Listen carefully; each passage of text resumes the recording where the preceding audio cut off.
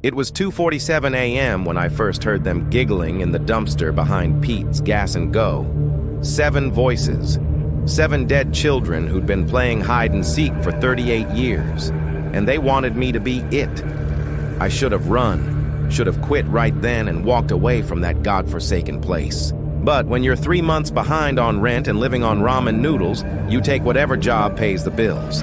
Even if that job comes with ghosts. Even if those ghosts are getting stronger every night.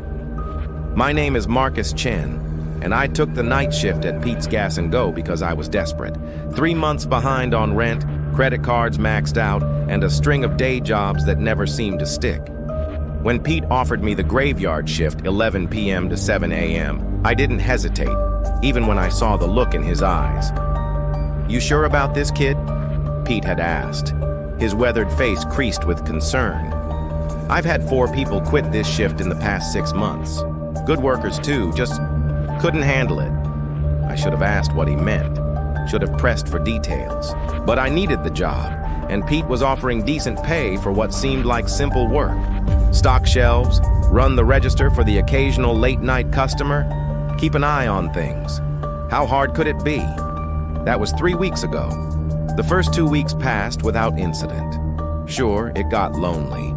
The station sat on the edge of town, where the main road curved into dense woods. During the day, it was busy enough. Truckers, commuters, locals grabbing coffee and cigarettes. But after midnight, the world seemed to shrink down to just me, the fluorescent lights, and the endless darkness pressing against the windows. The strange thing started small. Items moved from where I'd left them. The coffee pot brewing when I was certain I'd turned it off. The security monitors flickering to static for no reason. I told myself it was an old building, faulty wiring, my tired mind playing tricks. I should have known better. It was Mrs. Kowalski who told me about the children. She came in every Tuesday night around 1 a.m., buying cigarettes and scratch-off lottery tickets. 70s, gray hair and curlers, the kind of local who knew everyone's business going back 3 generations.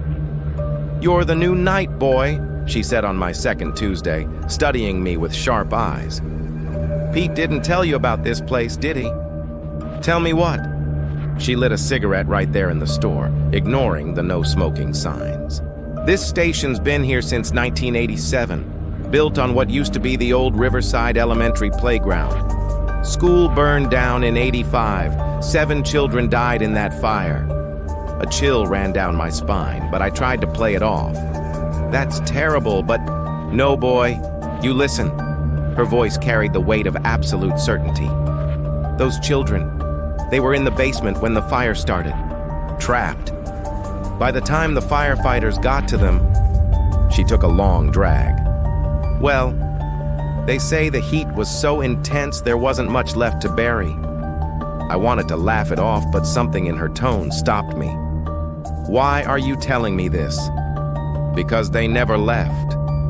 She stubbed out her cigarette on my counter, leaving a black mark. "Every person who's worked nights here has seen them, heard them. Some folks say they're angry, others think they're just lost, looking for someone to play with." She gathered her cigarettes and tickets, heading for the door. At the threshold, she paused. "Whatever you do, boy, if you hear children laughing in the night, don't go looking. They've been waiting 38 years for someone to find them, and they don't understand that playtime has to end." Mrs. Kowalski's story should have been easy to dismiss. Local folklore, small-town ghost tales. But over the next few days, I found myself researching the Riverside Elementary fire. The details were worse than she'd described. 7 children, ages 6 to 9, had been in the basement during an after-school program when the fire started. The basement had only one exit, a narrow staircase that became a chimney, funneling the flames and smoke directly down. The children had huddled in the far corner, where maintenance workers found their remains days later. The newspaper articles included their names, their photos, 7 smiling faces frozen in time. Emma Rodriguez, age 6, gap-toothed grin, pigtails tied with yellow ribbons. Tommy Nakamura, age 7, missing his 2 front teeth wearing a Superman t-shirt. Sarah Chen, age 8. My heart stopped when I saw the last name. No relation, the article clarified, but still. Michael Brooks, age 6, freckles across his nose, holding a stuffed dinosaur.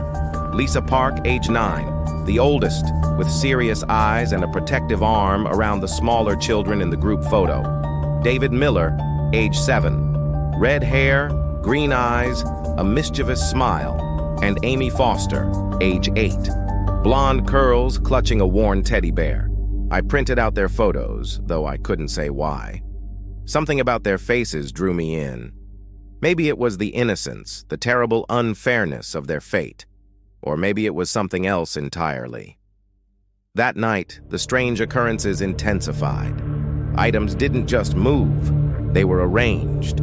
I'd find candy bars lined up in perfect rows on the counter, the fountain drink cups stacked in a pyramid, the magazine rack organized by height, shortest to tallest.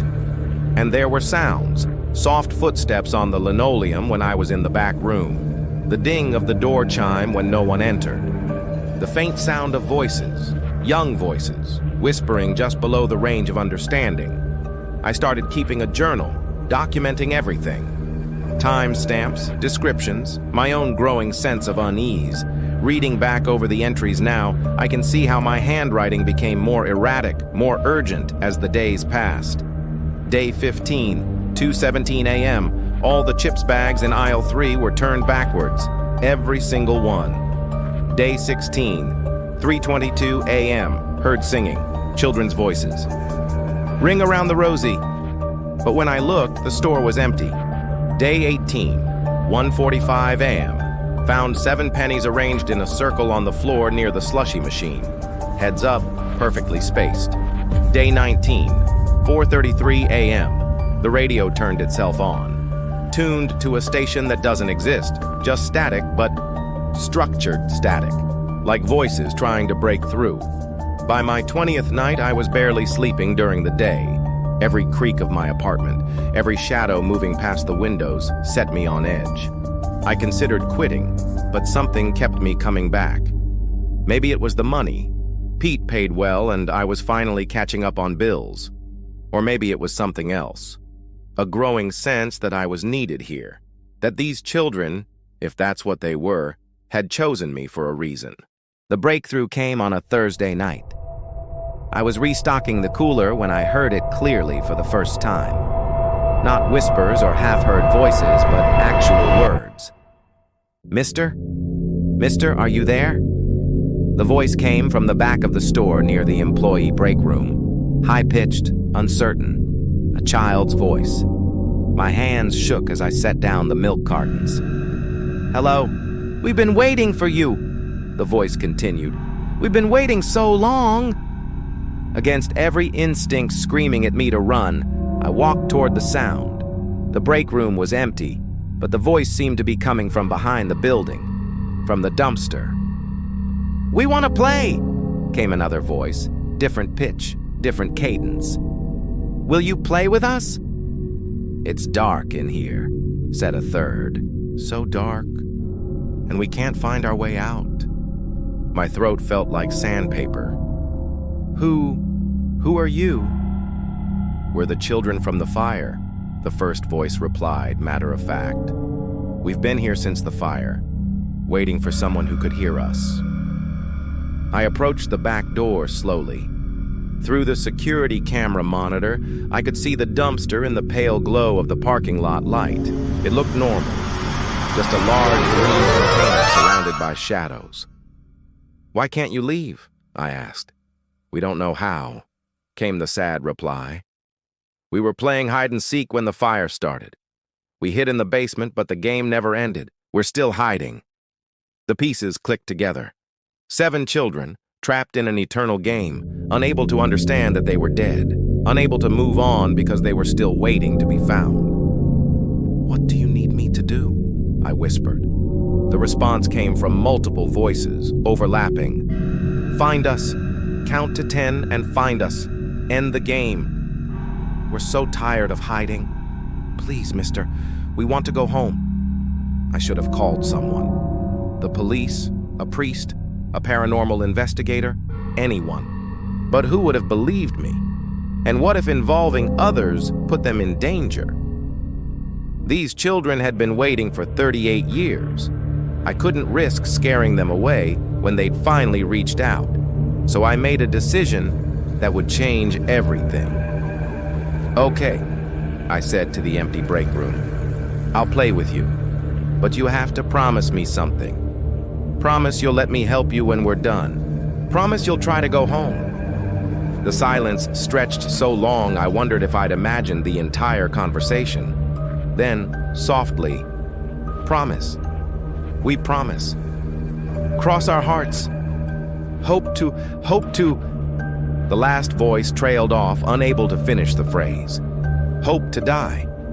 They couldn't say it because they already had. I took a deep breath. "Okay, I'm going to count to 10, and then I'll come find you. Ready?" A chorus of excited whispers answered me. For the first time, they sounded like real children again. Eager, playful, alive. 1. I heard the soft patter of footsteps running away from the building. 2. The back door swung open on its own, cool night air rushing in. 3. Something giggled in the distance. 4. More footsteps circling the building. 5. The fluorescent lights in the store began to flicker. 6. I heard the distinct sound of the dumpster lid creaking open. 7. Multiple voices whispered, "Hurry up," from different directions. 8. The security monitors went to static. 9.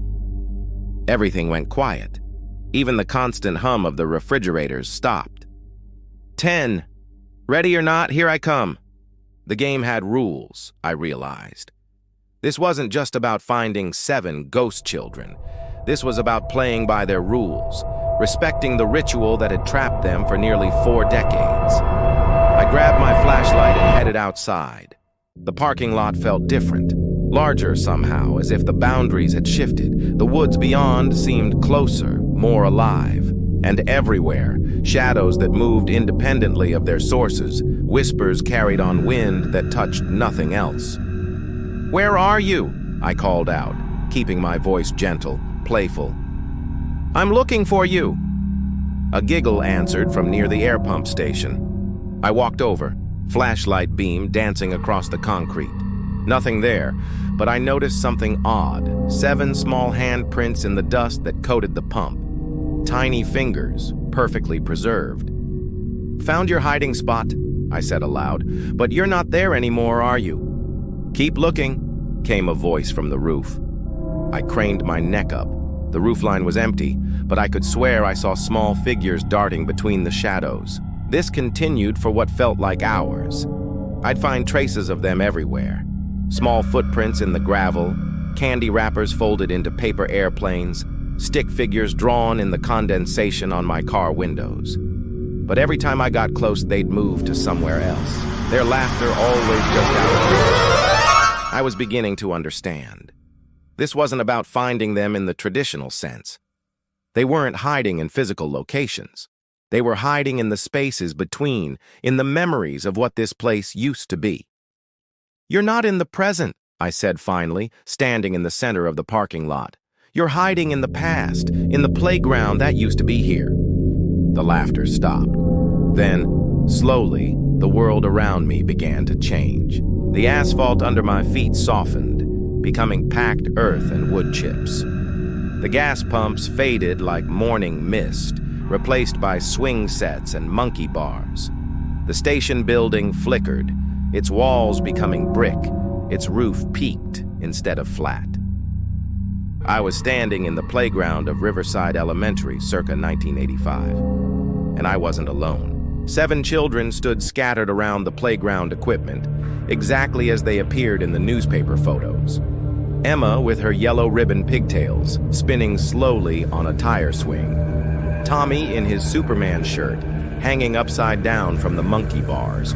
Sarah building a castle in the sandbox that shouldn't exist.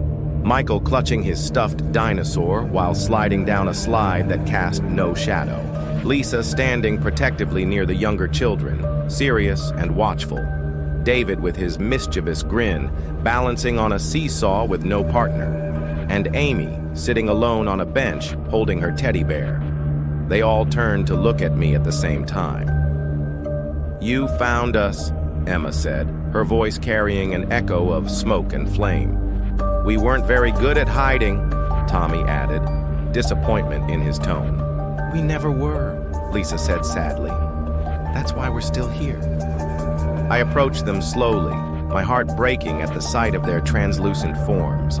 They flickered like old film, sometimes solid, sometimes barely there. "The game is over," I said gently. "I found you, all of you." "But what happens now?" Sarah asked. "We don't know how to stop playing." This was the moment I'd been dreading. How do you explain death to children who don't understand they're dead? How do you convince them to let go when letting go means facing the unimaginable? "There are people waiting for you," I said. "People who love you, your families, your friends. They've been waiting for you to come home." "But we can't go home," Michael whispered, hugging his dinosaur tighter. "Home burned down." "No," I said, kneeling to their level. "Home isn't a place. Home is the people who love you, and they're waiting for you somewhere safe, somewhere the fire can never reach." Amy spoke for the first time, her voice barely audible. "Are you sure they still remember us?" "Oh, sweetheart," I said, my voice cracking. "They never stopped remembering you. Every single day they think about you. Every single day they wish they could hold you again." The children looked at each other, having some silent communication that spanned decades of shared captivity. Finally, Lisa stepped forward. "We're scared," she admitted. "What if we can't find them? What if we get lost again?" "You won't get lost," I promised. "The game is over. You don't have to hide anymore." "But how do we go?" Emma asked. "We've been here so long, we don't remember how to leave." I thought about this, remembering every ghost story I'd ever heard, every movie about helping spirits move on. But this felt different, more real, more fragile. "Close your eyes," I said. "All of you. Picture the people you love most. Picture them calling your names, not in fear or sadness, but in joy. Picture them running toward you with their arms open wide." One by one, the children closed their eyes. "Can you see them?" I asked. "Mommy," Amy whispered, a smile breaking across her face. "Mommy's there." "My dad," Tommy said. "He's wearing his Dodgers cap." "Grandma," Sarah added. "She's making cookies." "They're all there," Lisa said, wonder in her voice. "Everyone who loved us." "Then go to them," I said. "Run to them. The hiding is over." But instead of leaving, the children opened their eyes and looked at me with expressions of concern. "What about you?" David asked. "Will you be okay here alone?" The question caught me off guard. In all of this, I hadn't considered what would happen to me after they were gone. Would I go back to stocking shelves and counting register receipts? Would anyone believe what I'd experienced? "I'll be fine," I lied. "This is your time. Don't worry about me." Lisa stepped closer, her form solidifying for a moment. "You're sad," she observed, "like we were sad." "I'm okay," I insisted. "You're hiding too," Emma said, "just like we were." Before I could protest, the playground around us began to shift again. But instead of returning to the gas station, I found myself somewhere else entirely. I was 8 years old again, standing in my childhood bedroom. The dinosaur wallpaper, the race car bed, the closet where I used to hide when my parents fought. The children stood around me, now somehow my age, somehow part of this memory I'd buried so deep I'd almost forgotten it existed. "You were hiding too," Sarah said gently, "when your house burned down." The memory came flooding back, the electrical fire that started in the basement, the smoke alarm shrieking in the middle of the night, my parents shouting, my mother crying, my father carrying me out into the cold night air while flames devoured everything we owned. "But you got out," Michael said. "You got saved." "We didn't," Amy added. not accusingly, but sadly. That's why you could hear us. You understand what it's like to almost be trapped. I felt 8 years old again, small and helpless and terrified. I couldn't save you, I whispered. I couldn't save anyone. You weren't supposed to save us then, Lisa said, her voice carrying an adult wisdom no 9-year-old should possess. You were supposed to save us now. But you also need saving, Emma observed. From the hiding. I looked around at these impossible children, these spirits who had become more real to me than most living people. I don't know how to stop hiding. The same way we do, Tommy said, by letting people find you. The playground faded, and we were back in the gas station parking lot. But something had changed. The children looked different, less translucent, more at peace. And I felt different too, like a weight I'd carried for years had finally been lifted. It's time, Lisa said, and I knew she was right. One by one, the children began to glow with a soft, warm light. Not the harsh fluorescent glare of the station, but something gentler. Something that spoke of home and safety and love. Thank you, Emma said, running up to hug me. I felt the phantom touch of small arms, the whisper of yellow ribbons against my cheek. Thank you for playing with us, Tommy added, his Superman shirt bright and clean. They each said goodbye in their own way.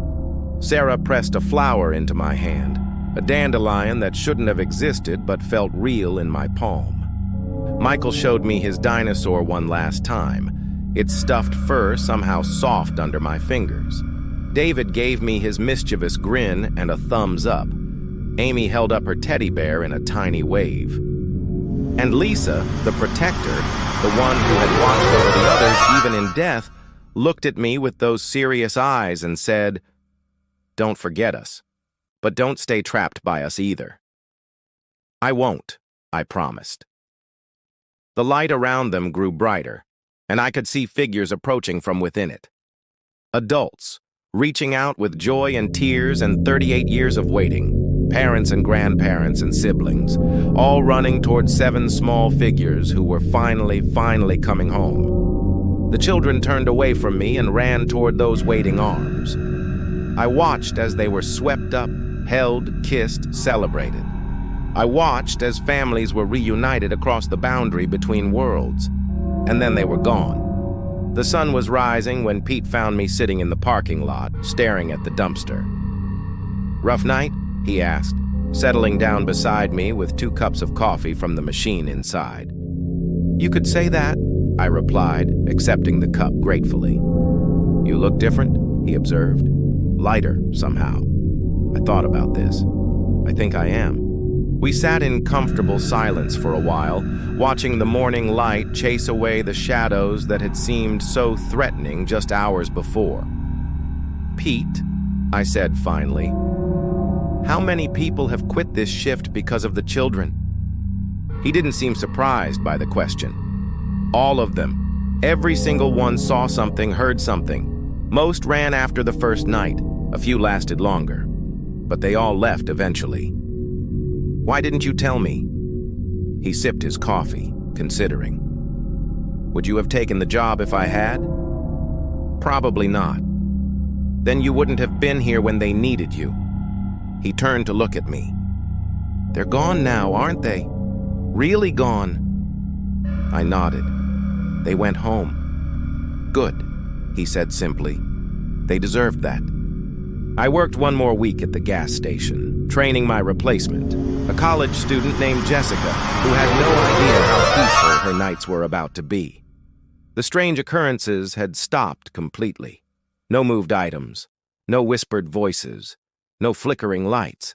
The building felt normal again, just a gas station on the edge of town, nothing more. But I kept the photos of the 7 children.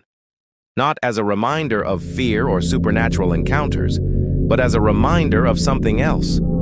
That sometimes the people who seem lost are just waiting for someone to find them. That hiding can become a prison if we stay too long. That coming home, to life, to connection, to the people who love us, is always worth the risk of being found.